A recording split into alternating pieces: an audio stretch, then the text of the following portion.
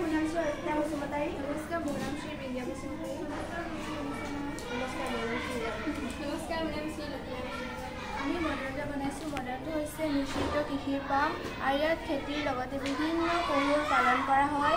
আৰু এইটো হৈছে খেতিৰ পথাৰ আৰু এইটো পুখুৰীত মাছ হয়, মাছ থাকে আৰু বাৰিষা কালত মাছবোৰ খেতিপথাৰলৈকে চৰি খাব পাৰে আৰু শৰৎ কালত ইয়াত পুখুৰীত আৰু পুনৰ আহিব পাৰে। এইটো হৈছে হাঁহৰ গঁৰাল। হাঁহবোৰ পুখুৰীত চৰি থাকে আৰু এইটো হৈছে ঘৰ, মানুহ থাকিব পাৰি ইয়াত।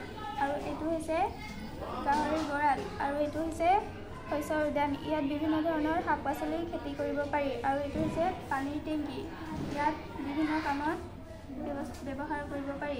আৰু এইটো হৈছে গৰু গোহালি, গৰুৱে ইয়াত থাকিব পাৰে।